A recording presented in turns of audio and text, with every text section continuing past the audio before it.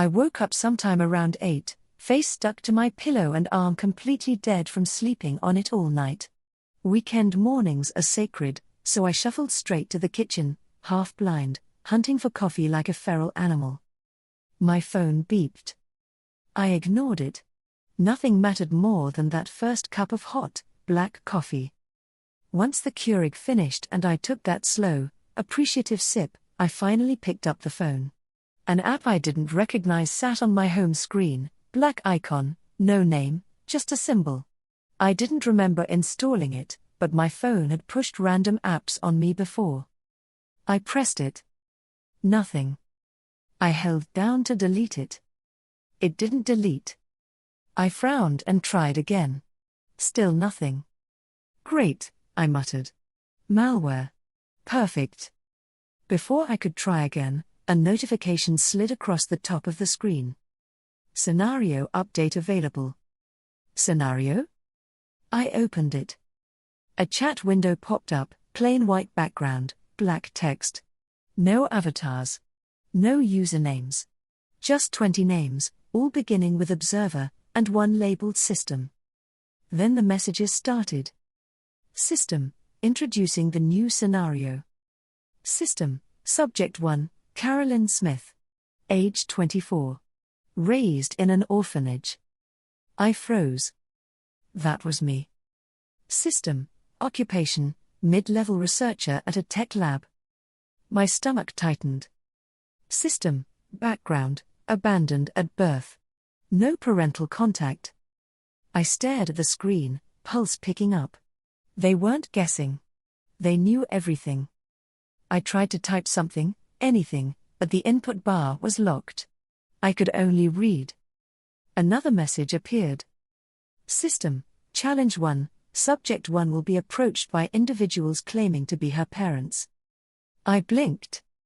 System, predicted responses, option 1, accept their offer to return home. Odds, 2 to 1. Option 2, reject them outright. Odds, 4 to 1. Option 3, say she'll think about it. Odds, 5 to 1. Option 4, other response. Odds, 10 to 1. System, place your bets. Numbers exploded across the chat, wagers, ratios, predictions. It looked like a stock market crash but for my life.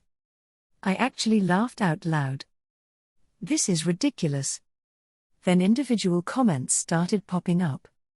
Observer B, she's going to take it. Who wouldn't? Observer D, I say option 3. She grew up in an orphanage, she'll be cautious. Nobody just randomly goes with mystery parents. Observer F, if I were her, I'd slam the door in their face. Observer C, I say option 4. She's curious. She'll agree to meet them in public just to hear what they say if for no other reason. More comments rolled in, arguing, speculating, placing bets on what I'd do like I was some kind of character in a game. I put the phone back down, hoping I was hallucinating the whole thing. Maybe I was still half asleep. Maybe the coffee hadn't kicked in yet. I poured more coffee, made breakfast and tried to shake off the weirdness. After eating, I checked the app again. It was still there, but only one line remained. System, situation waiting resolution. I rolled my eyes. Wait all you want, I muttered, and headed toward the bathroom to shower. Before I could turn on the water, the doorbell rang. I stopped mid-step. The only people who usually ring the doorbell are solicitors. I walked to the door and opened it. A couple stood there, dressed in clothes that looked casual but clearly cost more than my entire wardrobe. They stared at me like I was a lab experiment. What startled me most was the woman's face. Looking at her was like looking in a mirror 20 years in the future. She swallowed hard. Carolyn Smith? Yes, I replied cautiously, watching their faces. She shifted, a smile lifting her lips but never reaching her eyes. Carolyn dear. I'm Diana Wallace, and this is my husband Richard. We're your parents. My breath caught. The chat had been right. Excuse me? We're your parents, Richard replied, his voice warm but not completely hiding the impatience. "I don't have parents," I said casually, making no attempt to invite them in. "Yes you do," Diana said gently. "It's a very long story and... May we come in?" Briefly, the chat comments crossed my mind. "I'm sorry, but no." "Why not?" Richard snapped, then softened. "We're merely here to speak to you. You claim to be my parents, but I've never seen you before in my life. And I may not watch the news regularly, but I've skimmed enough headlines to know the risks of letting strangers into my house." I don't know why, but the twitch in Richard's eye was somewhat satisfying. "Fine. Why don't you come to our house for dinner?" "Same risks, different location," I pointed out dryly. "Look, Miss Smith." "Okay," I cut in. I was about to run errands anyway. "If you're interested in having a conversation, we can meet for lunch in a few hours." Richard and Diana exchanged a glance that was anything but excitement for reuniting with their lost child. "Very well. We'll reserve a table at Traviata for 1 o'clock. My eyebrows lifted. Traviata was a restaurant I could barely afford to walk past. "I'm sorry, Mr. Wallace. I'm far from poverty-stricken, but that place is a bit out of my budget," I lied, deciding if they were going to interrupt my day, they could at least pay for it. "Don't worry about that, Carolyn," Diana said with a warmth that gave me chills. "We'll take care of it. You will come, won't you?" "Of course. Thank you," I replied. What kind of idiot would pass up a free lunch at a Michelin star restaurant? "Great," Diana said in relief. She hesitated, and for a horrifying moment I thought she planned to hug me. Fortunately, Richard simply said they would meet me at the restaurant at 1, then guided his wife away. "Well, that was something," I muttered. Then, considering the wages, I found myself curious about the reactions to my decision. Predictably, the chat was in chaos. Observer C was blatantly gloating over his victory, and the others were making the usual poor loser comments. Curious, I decided to ask just one simple question. "Who are you?" My thumb hovered over the send button. I tapped it. Nothing happened. I tapped again. Still nothing. The text blinked once, then vanished, erased like I'd never typed it. The input bar locked itself, graying out completely. I stared at the screen, pulse picking up again. Seriously? They could talk about me. They could bet on me. They could predict me. But I couldn't say a single word back. "Great," I muttered. "Just great." I put my phone down and once more headed to the bathroom, silently wishing I could figure out how to get in on the betting action. Scene 2. I was halfway down the sidewalk when my phone buzzed. Not a normal notification, the whole screen flickered, then the chat snapped open on its own. A new message appeared, labeled simply. System. Introduction of Subject 2. Scenario: Subject 2 will attempt to shame Subject 1 in front of parental units. My stomach dropped. Another line appeared immediately. Reaction outcomes available. Place your bets. A list populated beneath it. Option 1, Subject cries and causes a scene. Odds 3 to 1. Option 2, Subject calmly leaves the table. Odds 6 to 1. Option 3, Subject apologizes out of shame. Odds 8 to 1. Option 4, Other. Odds 11 to 1. Then the screen exploded. A flurry of payment notifications shot across the chat, fast, overlapping, chaotic. Observer C, Option 2. She'll walk out. Observer A, no way. She'll apologize. She's too polite. Observer F, putting 50 on other. She's unpredictable. Observer D, crying. Easy money. More payments. More bets. More arguing. I tried typing. How do I place a bet? Like before, the keyboard blinked once and vanished. The message deleted itself. Input locked. Of course.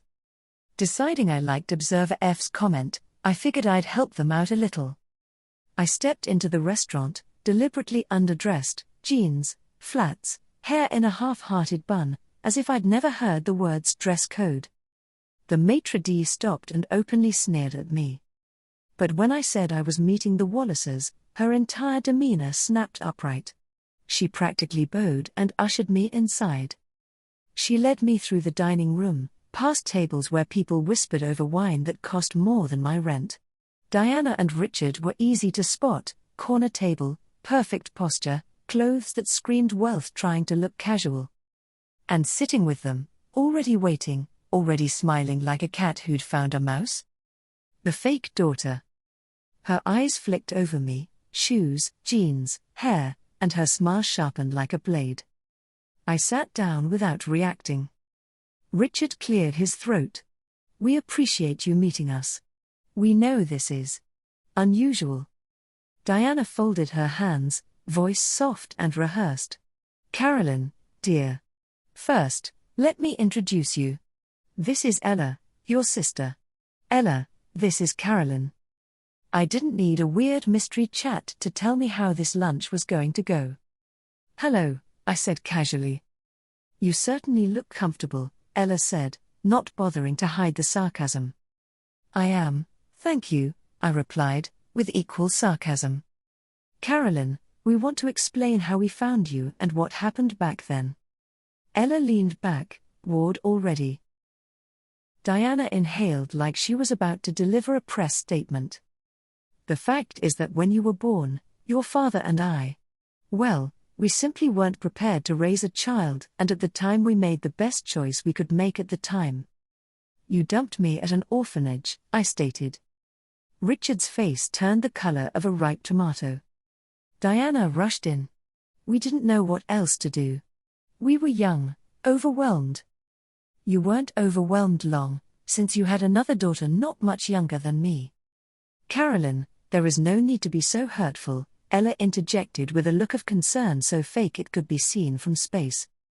"Oh please," I scoffed. Diana tried again, smoothing her tone.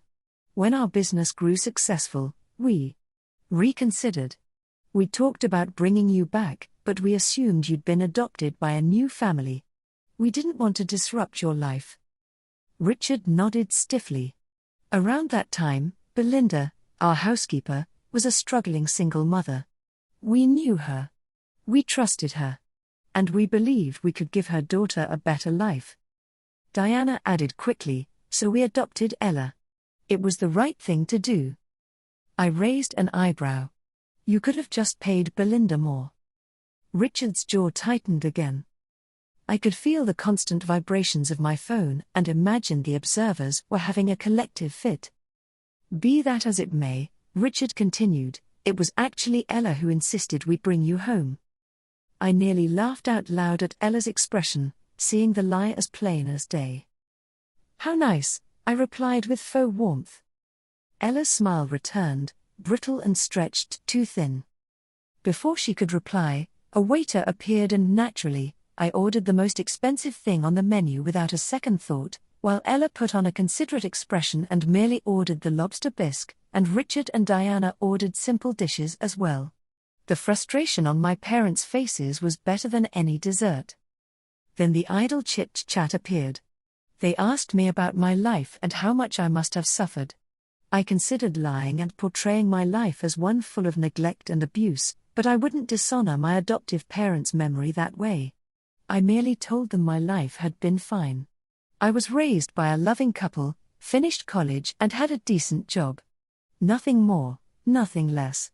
Honestly, if they had actually done a true search, they would have easily discovered the truth.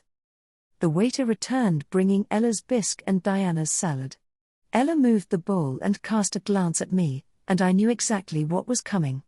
I merely raised an eyebrow as the bowl slipped from her hands and fell into her lap, splashing all over her white dress. Ella let out a scream so overdramatic half the restaurant turned to look. "Oh my God!" she cried, clutching at the stain like she'd been shot. "Carolyn!" Diana gasped. Richard's eyes went wide. Ella's face twisted into a perfect mask of wounded innocence. "I know you resent me for taking your life," Ella said, voice trembling with fake sympathy, "but surely even your uneducated parents taught you basic manners." My blood went cold. Richard and Diana immediately snapped toward me. "Carolyn," Diana hissed. "How could you?" "Completely unacceptable," Richard added, already furious. I stood up slowly. "You two need glasses if you couldn't tell Ella dumped the soup on herself." Ella blinked, stunned that I wasn't folding. I turned to her fully and let loose with a tight, controlled slap. "Say whatever you want about me," I said, voice steady. "But never talk about my parents." The entire restaurant froze. Ella's hand flew to her face. Diana shrieked. Richard surged out of his chair, but I was already halfway out of the restaurant. My phone buzzed violently in my pocket. I pulled it out and smirked as I read the comments. Observer C, Option 4. Option 4. Pay out. Observer F, I knew she'd snap. I called IT. Observer A, damn it. Observer B, I love this woman. I still had no idea what was going on, but I couldn't wait to see what happens next.